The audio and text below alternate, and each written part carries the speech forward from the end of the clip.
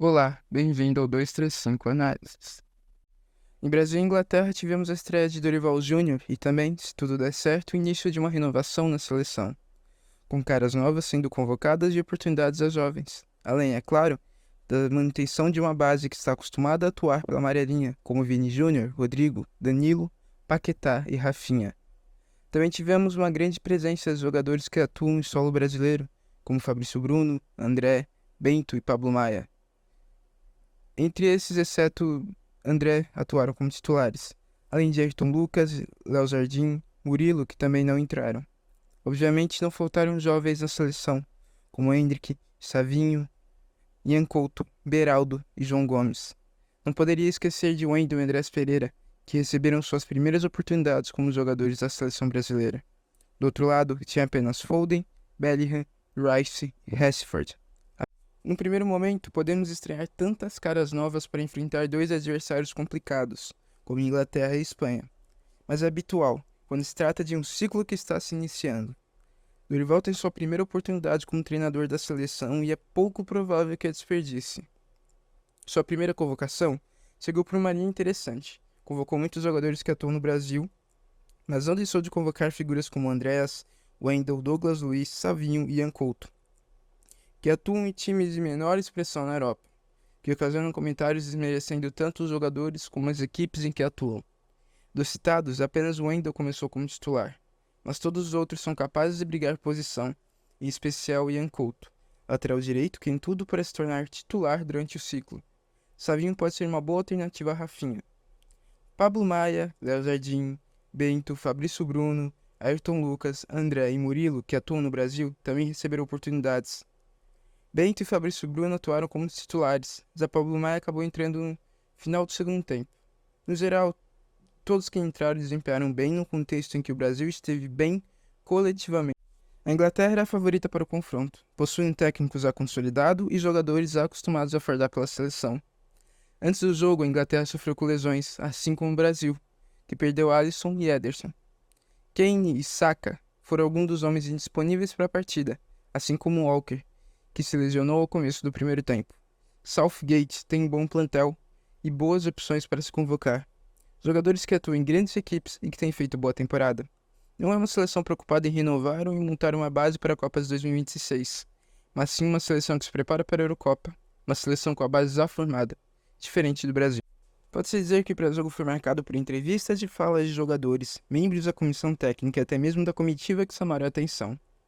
Como, por exemplo, quando Andreas foi questionado por um repórter inglês sobre um possível desnível entre as duas seleções. Andreas respondeu bem e basicamente disse o óbvio: a seleção brasileira deve ser sempre considerada um adversário perigoso, independente da má fase. Obviamente nem todos entendem o valor da fala de Andreas ou até mesmo concordam com isso. Como disse o então técnico da Bélgica, Roberto Martinez, vencer o Brasil ficará marcado por gerações. Na quinta, tivemos a prisão de um ex-jogador que já deveria estar preso há pelo menos uns 3 ou 4 anos. Diante disso, ter sido um ex-jogador que já atuou pela seleção brasileira, é esperado que perguntas relacionadas a ele fossem feitas à comitiva. Leila Pereira, presidente do Palmeiras e da comitiva que partiu para os amistosos na Europa, foi a primeira a se pronunciar. Em seguida, Danilo foi o segundo, e ambos tiveram posicionamentos corretos a respeito da prisão e da atitude do ex-jogador. Ambos comentaram sobre o papel do jogador na sociedade, que não está acima de uma autoridade e tampouco de um cidadão comum. Na verdade, atletas, e até mesmo treinadores, devem ser cobrados, com mais ênfase, pois são exemplos e são tratados como ídolos por suas atitudes em campo, mas também fora. Já o técnico da seleção, Dorival Júnior, foi por uma linha um pouco mais contrária e acabou decepcionando em sua fala. Com certeza é parte de um pragmatismo de jogadores, técnicos e ex-jogadores geralmente adotam em casos como esse. Foi um posicionamento infeliz, mas nada que possa prejudicar a sequência do trabalho de Dorival. Diferente do esperado, a seleção brasileira começou a partida bem. Apesar de uma pressão inicial dos ingleses, o Brasil conseguiu sair bem em contra-ataques e esteve seguro na defesa. A Inglaterra só realmente cegou o perigo em bolas paradas, mas parou na segura atuação de Bento. Rodrigo e Paquetá foram definitivamente os destaques de hoje. O primeiro é a camisa 10 da seleção e é sempre consistente atuando pela Canarinho, sendo crucial na criação e na finalização das jogadas. Mas, de fato, o principal armador da equipe foi o Lucas Paquetá, que não pode ser ausência nesse meio campo.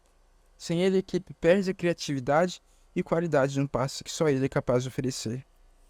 Outros destaques positivos. Bento, segurou no gol, apareceu bem quando foi exigido. Danilo, como sempre, se mostrou importantíssimo na marcação e na defesa. Bruno Guimarães e João Gomes deram segurança para a defesa e foram bem na saída de bola. Beraldo e Fabrício Bruno. A dupla de zaga estreante não sentiu a pressão e não tomou conhecimento dos principais jogadores ingleses de ataque. Não consegui imaginar destaques totalmente negativos, mas diria que Vini Júnior ainda não conseguiu alcançar seu melhor nível na seleção. O Brasil veio num habitual 4-3-3, com Vini Júnior e Rodrigo se alternando como 9 ou falso 9, sendo essa movimentação crucial para confundir a marcação e cegar o ataque. Na saída, o Brasil optou por uma saída com 4 defensores, o que garantiu maior segurança defensiva. Na hora de atacar, Danilo descia mais aos zagueiros, enquanto Wendel subia do outro lado para dar amplitude ao ataque. Do lado de Danilo, que não subia, era Rafinha quem dava amplitude. Paquetá tinha liberdade para subir e armar o jogo, sendo fundamental na criação. O estilo de jogo se pautou em gerar tabelas e criar espaços a partir dela. Dinâmicas de terceiro homem e triangulações também foram tentadas e testadas. Em muitos momentos também vimos aglomerações no setor da bola, pensando em encontrar um jogador livre do outro lado. Com o meio com João Gomes, Bruno Guimarães e Paquetá, a seleção ganha em qualidade nos passes e privilegia momentos como esse, permitindo viradas de jogo com perfeição. Endrick foi o autor do único gol da partida, sendo o homem mais jovem a marcar no Wembley. O resultado também foi a primeira vitória da seleção no mesmo estádio desde que houve a reforma, sendo um marco importante para a construção do ciclo. Considerando que o Brasil fez uma ótima partida coletiva, sendo superior defensivamente e até mesmo ofensivamente, é claro que a vitória deve ser tratada com exaltação, principalmente porque os ingleses se tratavam como favoritos. O trabalho de Dorival está no início, mas começou promissor. Obviamente, se trata apenas do início, do começo, com muitos desfalques, assim como o adversário. Na terça, o Brasil reencontra a seleção espanhola, um confronto que traz como mancha os recentes episódios de racismo sofridos por